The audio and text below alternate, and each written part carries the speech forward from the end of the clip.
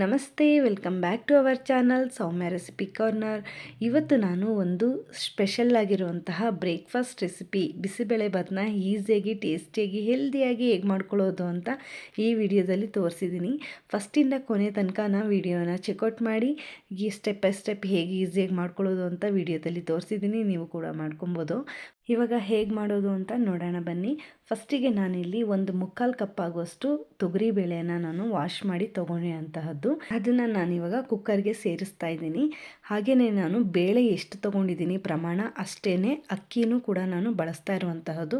ಇದನ್ನು ಕೂಡ ನಾನು ಕ್ಲೀನಾಗಿ ವಾಶ್ ಮಾಡಿ ತೊಗೊಂಡಿರುವಂತಹದ್ದು. ಎರಡನ್ನೂ ಕೂಡ ನಾನು ಇಲ್ಲಿ ಸಮ ಪ್ರಮಾಣದಲ್ಲಿ ಬಳಸ್ತಾ ಇರುವಂತಹದ್ದು. ಅದನ್ನು ಕೂಡ ನಾನು ಇವಾಗ ಕುಕ್ಕರ್ ಒಳಗಡೆ ಹಾಕೊತಾ ಇದ್ದೀನಿ. ಈಗ ಮತ್ತೆ ನಾನು ಒಂದು ದೊಡ್ಡ ಬೌಲಲ್ಲಿ ನಾನು ತರಕಾರಿನ ತೊಗೊಂಡಿದ್ದೀನಿ. ನಾನು ಬಳಸ್ತಾ ಇರುವಂತಹ ತರಕಾರಿಯಲ್ಲಿ ಬೀನ್ಸು, ಕ್ಯಾರೆಟು ಮತ್ತು ನೂಕೋಲು, ಸ್ವಲ್ಪ ಕ್ಯಾಪ್ಸಿಕಮ್ನ ನಾನು ಬಳಸ್ತಾ ಇರುವಂತಹದ್ದು. ಬಿಸಿಬೇಳೆಭಾತಲ್ಲಿ ತರಕಾರಿ ಪ್ರಮಾಣ ಜಾಸ್ತಿ ಇದ್ದರೆ ತುಂಬಾ ಟೇಸ್ಟ್ ಚೆನ್ನಾಗಿರುತ್ತೆ. ಅದಕ್ಕೋಸ್ಕರ ನಾನು ಇಲ್ಲಿ ಜಾಸ್ತಿಯಾಗಿಯೇ ತರಕಾರಿನ ಯೂಸ್ ಮಾಡ್ಕೊತಾ ಇರೋವಂಥದ್ದು. ಅದನ್ನು ಕೂಡ ಇವಾಗ ನಾನು ಕುಕ್ಕರ್ಗೆ ಸೇರಿಸ್ಕೊತಾ ಇದ್ದೀನಿ. ಹಾಗೆ ಒಂದು ಅರ್ಧ ಬಟ್ಲಾಗುವಷ್ಟು ನಾನು ಹಸಿ ಬಟಾಣಿನ ತೊಗೊಂಡಿರೋಂತಹದ್ದು. ಜೊತೆಗೆ ನಾನು ಒಂದು 1/4 ಸ್ಪೂನ್ ಆಗುವಷ್ಟು ಅರಿಶಿಣನ ನಾನು ಹಾಕ್ಕೊತಾ ಇರೋವಂತಹದ್ದು.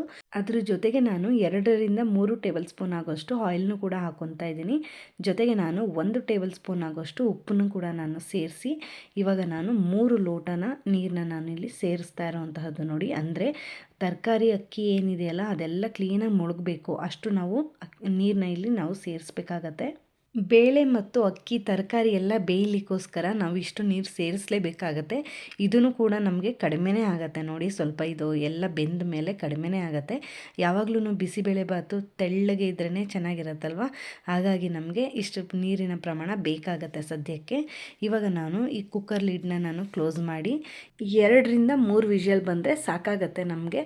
ಇವಾಗ ನೋಡ್ಬೋದು ಕುಕ್ಕರೆಲ್ಲ ನಮಗೆ 2 ವಿಷಲ್ ಬಂದು ನಾನು ತಣ್ಣಗಾದ್ಮೇಲೆ ಓಪನ್ ಮಾಡಿ ತೋರಿಸ್ತಾ ಇರುವಂತಹದ್ದು. ನೀವು ನೋಡ್ಬೋದು ಬೇಳೆ ಮತ್ತು ಅನ್ನದ ಪ್ರಮಾಣ ಚೆನ್ನಾಗಿ ಬೆಂದಿರೋದ್ರಿಂದ ನಮಗೆ ನೀರು ಕ್ಲೀನಾಗಿ ಡ್ರೈ ಆಗಿದೆ. ಹಾಗೆಯೇ ನಮಗೆ ಇಷ್ಟು ಗಟ್ಟಿಯಾಗಿ ನಾವು ಬಿಸಿಬೇಳೆಭಾತು ಮಾಡಲಿಕ್ಕೆ ಸರಿ ಹೋಗಲ್ಲ. ಅದಕ್ಕೋಸ್ಕರ ನಾನಿಲ್ಲಿ ಎಕ್ಸ್ಟ್ರಾ ನೀರನ್ನ ನಾನು ಸೇರಿಸ್ತಾ ಇರುವಂತಹದ್ದು. ಯಾವುದೇ ಕಾರಣಕ್ಕೂ ತಣ್ಣೀರು ಯೂಸ್ ಮಾಡಬೇಡಿ. ನಾನಿಲ್ಲಿ ನೋಡಿ ಬಿಸಿ ನೀರನ್ನೇ ಸೇರಿಸ್ಕೊಬೇಕಾಗತ್ತೆ, ಇಲ್ಲಾಂದರೆ ಟೇಸ್ಟ್ ವ್ಯತ್ಯಾಸ ಆಗುತ್ತೆ. ಅದಕ್ಕೋಸ್ಕರ ನೀವು ಬಿಸಿ ನೀರನ್ನ ಹಾಕ್ಕೊಂಡು ಕ್ಲೀನಾಗಿ ಇದನ್ನು ಬಿಸಿಬೇಳೆಭಾತು ಕನ್ಸಿಸ್ಟೆನ್ಸಿಗೆ ನೀವು ಇದನ್ನು ರೆಡಿ ಮಾಡ್ಕೊಬೇಕಾಗತ್ತೆ. ನೋಡಿ, ನಮಗೆ ಇಷ್ಟು ಗಟ್ಟಿ ಇದ್ದರೆ ಚೆನ್ನಾಗಿ ಬರಲ್ಲ, ಮತ್ತು ಅದು ಸ್ವಲ್ಪ ಗಟ್ಟಿನೂ ಕೂಡ ಬರುತ್ತೆ ಬಿಸಿಬೇಳೆಭಾತು. ಅದಕ್ಕೋಸ್ಕರ ನೀವು ಸ್ವಲ್ಪ ತೆಳ್ಳಗೆ ಮಾಡ್ಕೊಳ್ಳಿ, ಆಮೇಲೆ ಅದು ತಣ್ಣಗೆ ಆಗ್ತಾ ಸ್ವಲ್ಪ ಗಟ್ಟಿನೂ ಬರುತ್ತೆ. ಓಕೆನಾ? ಈ ಲೆವೆಲ್ಗೆ ಇದ್ದರೆ ನಮಗೆ ಸಾಕಾಗತ್ತೆ. ನೋಡಿ, ತೋರಿಸ್ತಾ ಇರೋಂಗೆ ಈಗ ನಾವು ಇದಕ್ಕೆ ಒಗ್ಗರಣೆ ಮಾಡ್ಕೊಬೇಕಾಗತ್ತೆ. ನಾನು ಒಂದು ಪ್ಯಾನ್ ಇಟ್ಕೊಂಡು ಪ್ಯಾನ್ಗೆ ನಾನು ಸ್ವಲ್ಪ ಆಯಿಲ್ ಹಾಕ್ಕೊಂಡಿದ್ದೀನಿ. ಆಯಿಲೆಲ್ಲ ಕಾದ್ಮೇಲೆ ನಾನು ಸಾಸಿವೆ ಮತ್ತು ಗೋಡಂಬಿನ ಹಾಕ್ಕೊಂಡು ಕ್ಲೀನಾಗಿ ಈ ರೀತಿಯಾಗಿ ಫ್ರೈ ಮಾಡ್ಕೊತಾ ಇದ್ದೀನಿ. ನೋಡಿ, ಗೋಡಂಬಿ ನಿಮಗೆ ಆಪ್ಷನಲ್ಲು, ಬೇಕಿತ್ತಂದರೆ ಹಾಕ್ಕೊಬೋದು, ಇಲ್ಲಾಂದರೆ ಸ್ಕಿಪ್ ಮಾಡ್ಬೋದು, ಬಟ್ ಹಾಕ್ಕೊಂಡ್ರೆ ಟೇಸ್ಟ್ ಚೆನ್ನಾಗಿರುತ್ತೆ. ಹಾಗೆ ನಾನು ಒಣಮೆಣಸಿನ್ಕಾಯಿ ಮತ್ತು ಕರಿಬೇವನ್ನ ಸೇರಿಸ್ಕೊತಾ ಇರೋದು. ಜೊತೆಗೆ ನಾನು ಇಲ್ಲಿ 2 ಈರುಳ್ಳಿನ ನಾನು ಬಳಸ್ತಾ ಇರುವಂತಹದ್ದು. ಉದ್ದದ್ದಕ್ಕೆ ಕಟ್ ಮಾಡಿ ನಾನು ಈ ರೀತಿಯಾಗಿ ಫ್ರೈ ಮಾಡ್ಕೊತಾ ಇದ್ದೀನಿ. ಮತ್ತು ನಾನು ಬೇಳೆ ತರಕಾರಿ ಎಲ್ಲ ಬೇಯಿಸ್ಬೇಕಾದ್ರೆ ಈರುಳ್ಳಿ ಮತ್ತು ಟೊಮೆಟೊನ ನಾನು ಹಾಕಿಲ್ಲ. ಇವಾಗಲೇ ನಾನು ಡೈರೆಕ್ಟಾಗಿ ನಾನು ಒಗ್ಗರಣೆಗೆ ಯೂಸ್ ಮಾಡ್ತಾ ಇರೋವಂತಹದ್ದು. ಈರುಳ್ಳಿ ಎಲ್ಲ ಫ್ರೈ ಆದಮೇಲೆ ನಾನು ಟೊಮೆಟೊ ಕೂಡ ಚಿಕ್ಕದಾಗಿ ಕಟ್ ಮಾಡಿ ತೊಗೊಂಡಿದ್ದೀನಿ. ನಾನಿಲ್ಲಿ 2 ಟೊಮೆಟೊನ ಬಳಸ್ತಾ ಇರುವಂತಹದ್ದು. ನೀವು ಇದನ್ನು ಇವಾಗ ಚೆನ್ನಾಗಿ ಫ್ರೈ ಮಾಡ್ಕೊಬೇಕಾಗತ್ತೆ. ನೋಡಿ, ಚೆನ್ನಾಗಿದು ಫ್ರೈ ಎಲ್ಲ ಆಗಬೇಕು, ನಮಗೆ ಮೆತ್ತಗಾಗಬೇಕು. ಅಲ್ಲಿವರೆಗೂ ಕೂಡ ನಾವು ಈ ರೀತಿಯಾಗಿ ಫ್ರೈ ಮಾಡ್ಕೊಳ್ಳೋಣ. ಟೊಮೆಟೊ ಮೆತ್ತಗಾಗಲಿಕ್ಕೆ ಅಂತ ಹೇಳಿ ನಾನು ಒಂದು 1/4 ಸ್ಪೂನ್ ಆಗೋಷ್ಟು ಉಪ್ಪನ್ನು ಕೂಡ ನಾನು ಸೇರಿಸ್ಕೊಂಡು ಚೆನ್ನಾಗಿ ಇದನ್ನು ಫ್ರೈ ಮಾಡ್ಕೊತಾ ಇದ್ದೀನಿ. ನೋಡಿ, ಇದೆಲ್ಲ ನೋಡಿ ಇವಾಗ ಫ್ರೈ ಆಗಿದೆ. ಈಗ ನಾನು ಬಿಸಿಬೇಳೆಭಾತು ಪೌಡರ್ನ ನಾನು ಆಲ್ಮೋಸ್ಟ್ 3 ಟೇಬಲ್ ಸ್ಪೂನ್ ಆಗೋಷ್ಟು ಇಲ್ಲಿ ನಾನು ಯೂಸ್ ಮಾಡ್ತಾ ಇರುವಂತಹದ್ದು. ಇದನ್ನೆಲ್ಲ ಹಾಕಿ ನಾವು ಚೆನ್ನಾಗಿ ಇದನ್ನು ಮಿಕ್ಸ್ ಮಾಡ್ಕೊಳ್ಳೋಣ. ಆಯಿಲಲ್ಲಿ ಇದೆಲ್ಲ ಮಸಾಲಾನ ನಾವು ಮಿಕ್ಸ್ ಮಾಡೋದ್ರಿಂದ ಟೇಸ್ಟು ತುಂಬ ಚೆನ್ನಾಗಿ ಬರುತ್ತೆ ಅಂತಲೇ ಹೇಳ್ಬೋದು. ಹಾಗಾಗಿ ನಾನು ಇದನ್ನು ಆಯಿಲಲ್ಲೇ ನಿಧಾನಕ್ಕೆ ಲೋ ಫ್ಲೇಮಲ್ಲಿ ಈ ರೀತಿಯಾಗಿ ಫ್ರೈ ಮಾಡ್ಕೊತಾ ಇದ್ದೀನಿ. ನೋಡಿ, ಇದನ್ನೆಲ್ಲ ನಾವು ಹೀಗೆ ಕ್ಲೀನಾಗಿ ಫ್ರೈ ಎಲ್ಲ ಆದಮೇಲೆ ನೋಡಿ ಇವಾಗ ಆಲ್ಮೋಸ್ಟ್ ರೆಡಿ ಇದೆ ಮಸಾಲ. ಇದನ್ನು ನಾವು ಬೇಯಿಸ್ಕೊಂಡಿಟ್ಟಿರೋಂತಹ ತರಕಾರಿ ಮತ್ತು ಬೇಳೆ ಅಕ್ಕಿ ಏನಿತ್ತಲ್ಲ ಅನ್ನ ಅದ್ರ ಒಳಗಡೆ ಇವಾಗ ನಾವು ಸೇರಿಸ್ಬೇಕಾಗತ್ತೆ.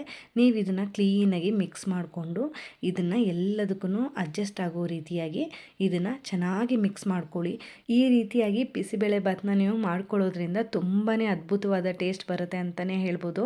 ಈ ಬಿಸಿಬೇಳೆಭಾತ್ ಜೊತೆಗೆ ನೀವು ಸ್ವಲ್ಪ ಖಾರ ಬೂಂದಿನ ಹಾಕೊಂಡು ತಿಂತಾರೆ ತುಂಬಾ ಚೆನ್ನಾಗಿರುತ್ತೆ. ಯಾರೆಲ್ಲ ಈ ವಿಧಾನದಲ್ಲಿ ಟ್ರೈ ಮಾಡಿಲ್ಲ ಖಂಡಿತವಾಗ್ಲೂ ಈ ವಿಧಾನದಲ್ಲಿ ನೀವು ಒಂದ್ಸರಿ ಟ್ರೈ ಮಾಡಿ. ಟೈಮ್ ಇಲ್ಲ ಅಂದರೆ ನೀವು ಒಟ್ಟಿಗೆ ಒಂದೇ ಸರಿ ಕುಕ್ಕರಲ್ಲಿ ಕೂಗಿಸ್ಕೊಂಡು ರೆಡಿ ಮಾಡ್ಕೊಬೋದು. ಆ ಥರ ಬಿಸಿಬೇಳೆಭಾತನ್ನು ನಾನು ಪ್ರೀವಿಯಸ್ ವೀಡಿಯೋದಲ್ಲಿ ತೋರಿಸಿದ್ದೀನಿ, ನೀವು ಒಂದ್ಸರಿ ಚೆಕ್ಔಟ್ ಮಾಡಿ.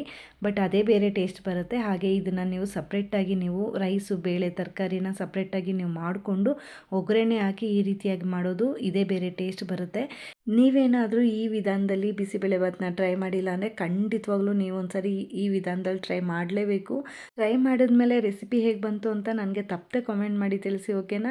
ಐ ಹೋಪ್ ಈ ವಿಡಿಯೋ ನಿಮಗೆ ಇಷ್ಟ ಆಗಿದೆ ಅಂತ ಭಾವಿಸ್ತೀನಿ. ಇಷ್ಟ ಆಗಿದ್ದರೆ ವಿಡಿಯೋಗೆ ಲೈಕ್, ಶೇರ್, ಕಾಮೆಂಟ್ ಮಾಡೋದು ಮರಿಬೇಡಿ.